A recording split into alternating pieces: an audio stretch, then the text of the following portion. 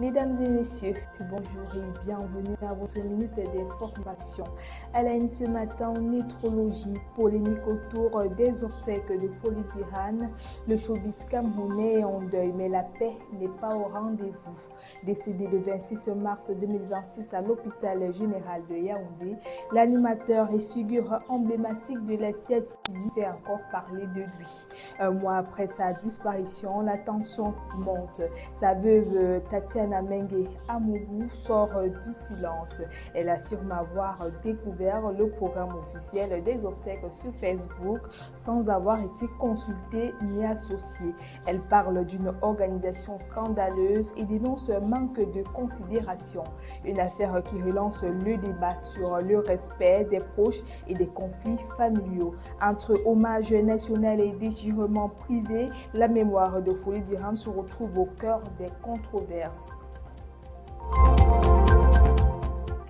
En économie, le Cameroun au premier rang en zone CEMAC. Le Cameroun règne sans partage sur le réseau en Afrique centrale. En 2024, le pays capte 77% du marché CEMAC à lui seul. Les chiffres parlent d'eux-mêmes, 2 milliards de transactions enregistrées sur l'année pour un montant colossal de 26 773 milliards de francs CFA. À titre de comparaison, la sous-région totalise 34 768 milliards de francs CFA.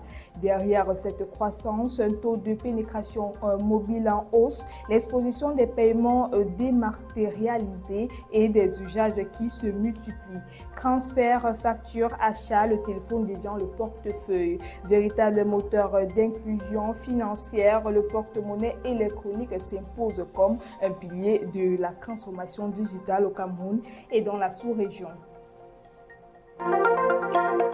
En Afrique du Sud, verdict officiel pour Kémy Séba. Coup d'arrêt pour Kémy Séba. La justice sud-africaine a reporté au 11 mai 2026 sa décision sur la demande de libération sous caution de l'activiste panafricaniste.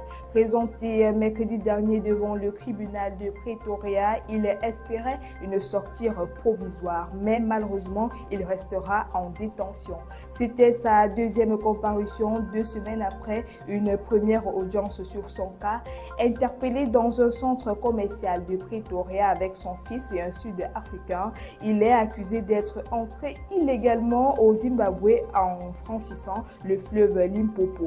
La justice a lancé des mandats internationaux contre lui pour blanchiment d'argent et apologie de coup d'État liés au fait du 7 décembre 2025.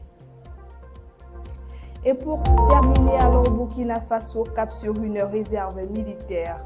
Ouagadougou muscle sa défense. Le gouvernement burkinabé veut créer une réserve militaire de 100 000 personnes d'ici fin 2026 pour contrer la menace des groupes armés. Le projet de loi présenté le 24 avril en Conseil des ministres par Célestin Sempore prévoit 2 volets, des anciens militaires immédiatement mobilisables et des civils qui seront formés progressivement pour épauler l'armée. L'objectif est de mobiliser les citoyens en âge de combattre ou d'intervenir en cas de crise humanitaire. Ce dispositif vient renforcer les volontaires pour la défense de la partie déjà sur le front.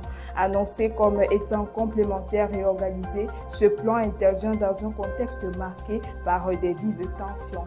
Ainsi va votre actualité ce matin. Merci de nous avoir suivis jusqu'au bout.